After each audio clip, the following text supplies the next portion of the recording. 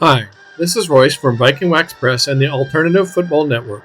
Today's video is one in a series ranking alt football helmets. I rank helmets using the following categories: personal taste, logo, color scheme, uniqueness, legibility, use of space, and contrast. Each helmet will be ranked from 1 to 10 in these categories with a maximum score of 70 possible. In case of a tie, the tiebreaker goes to the helmet ranked higher in personal taste, then logo, and so on. In this video, I will give my helmet ranking for the ELF, or European League of Football. The ELF began playing in 2021, and while not affiliated with the old NFL Europe, it came to an agreement with the NFL to adopt some of the team names from that league. All of the adopted teams made changes to their helmets, so I'll cover all of those as well as all of the other ELF teams. I'll start with my lowest ranked team and go up from there. At number 23 are the Leipzig Kings, who played from 21 through 23 and have an awful logo to go with an awful color combo. This one gets 15 out of 70. At number 22 is the 2023 Helvetic Guards, who wised up and changed their team name and logo in 2024. The Guards logo was just Guards in a font that was too small and kerning that was too tight. I give this one a 16 out of 70.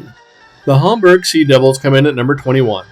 The colors are quite nice, but I have a personal dislike for any team with a devil or demons in their name or on their logo. There are hundreds of other nautical names they could have used. The theme ruins what could be a good design, 21 out of 70. The Berlin Thunder come in at number 20 and took the logo from the old NFL Europe team and made it worse. The word thunder with a lightning bolt isn't a good design, and then you add Berlin on top of that and it just becomes too jumbled. The white font fades into the light pewter shell, so this one only gets a 21 out of 70 as well. 19 goes to the helmet used by the Prague Lions in 2023. I like the orange shell, but it looks like an orange and white blob smashed onto a pumpkin. The lack of contrast is just a shame. 24 out of 70. The ill-named Milano Seamen also lack contrast in their helmets and come in at number 18. The deep sea blue and anchor on the logo are the only things saving this one from drowning. 25 out of 70. The Verharver Enthroners get number 17. If you tilt this one on its side, the E logo becomes a crowned king, which I kind of like, but it's not intuitive. Poor contrast and bland color scheme collectively dethrone this helmet, knocking it down to 25 out of 70.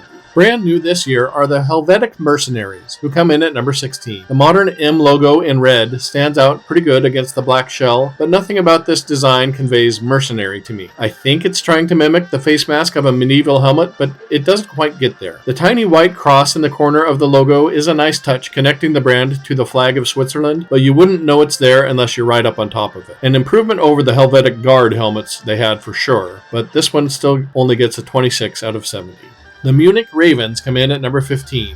The V in Ravens is also a beak, and the two light blue eyes try to give it a menacing look, but the letters are too small and the eyes are so small you wonder if they aren't just light reflecting off the black shell. This name has good potential, but it needs another design element or maybe just a bigger logo if you're going to spell out the team name on your helmet. 27 out of 70. At number 14, we have the Frankfurt Galaxy, another team name borrowed from the NFL Europe. Like the Berlin Thunder, this one is worse than the original. The colors are great, but they are so near to each other that you can barely make out the spinning Galaxy logo. It has potential to be one of the best logos out there, but as it stands, the helmet may as well be black because that's all you see from the stands. 28 out of 70. At number 13 is the Stuttgart Surge helmet from 21 through 22. The name is borrowed from the old World League of American Football's Sacramento Surge, and the logo looks like it should grace the side of an energy drink rather than a helmet. But it does tell you at a quick glance who the team is. I would have liked to see them try harder on the concept. 31 out of 70. Actually, they did try harder by putting it on a midnight blue shell, which helped increase the contrast and bumped the current version of this helmet up to 12th place with a rating of 32 out of 70. The Wrocław Panthers from Poland came in at number 11 in my ELF helmet rankings. Nice electric blue on the logo, but it's too close to the Carolina Panthers' black alternate helmets and with the even less legible Panther. If they would have used the white or kind of gray outline on the logo like the one shown in the middle image here, it would move the design up a notch or two. As it stands, it gets a 32 out of 70.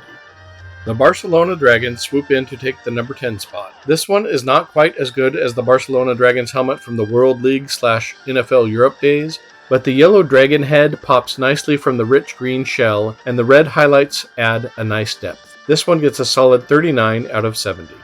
At number 9, the Tyrol Raiders, or Raiders Tyrol as they say over in Europe, have that classic silver and black theme with an elegant yet bold flying, flaming sword logo. The only advice I have is to add a third color for more depth and highlights, maybe orange or yellow on the flaming part. 40 out of 70. The Prague Lions updated their colors and logo this year for a much improved helmet, number 8 on my list. The white with silver highlight Lion King stands out like royalty on that rose burgundy shell, much improved over last year's model. 42 out of 70. 7th place goes to the Cologne Centurions. Yes, this is another name used by the NFL Europe, but this one slightly improves over the old version by going with a more traditional looking helmet logo and changing the helmet to charcoal black so the red crest shouts its authority. 43 out of 70 for this one. The Istanbul Rams, who have since folded, come in at number 6.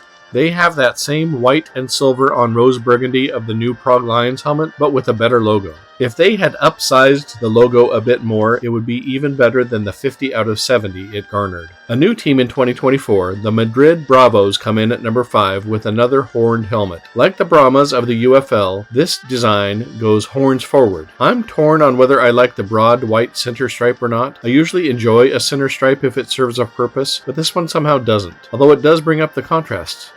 What do you guys think? I give it a 54 out of 70. The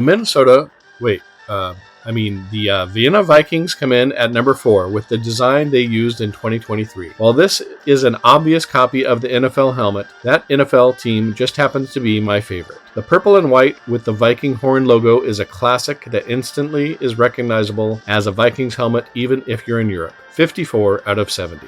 For the 2024 season, the Vienna Vikings updated their logo and tweaked their helmet design by giving it a more unique horn shape. While I love the classic Viking helmet, I applaud the desire to be unique, and I give this update a thumbs up with a slightly better ranking due to the increased uniqueness category. 3rd place with a 57 out of 70. At number 2 is the logo with the best aesthetic balance of any logo to ever grace the side of a football helmet, the Paris Musketeers. I'm not going to say anything bad about this helmet and call it what it is, a thing of beauty. 59 out of 70. The top-ranked helmet in the ELF belongs to the Rhine Fire. The Fire name has been used by several different teams over the years, and they've all done an amazing job with it by breaking traditional boundaries. The Chicago Fire of the 70s World Football League, the Birmingham Fire of the early 90s World League of American Football, and the original Rhine Fire of the World League and the NFL Europe. All great helmets. The current Fire helmet has a dark maroon shell which helps the swirling white flame stand out and gives it an almost volcanic look. The yellow highlight around the flame provide depth and contrast, and the direction of the logo wrapping around the back gives it the power, direction, and speed of a spreading flame. A stellar 60 out of 70 for this glorious lid. Check out the playlist for my other videos in this series, as well as other alt football videos. Like, subscribe, and click the notification bell to be alerted when I publish new content. Until next time, this has been Royce with Viking Wax Press and the Alternative Football Network. God is good, y'all. Take care.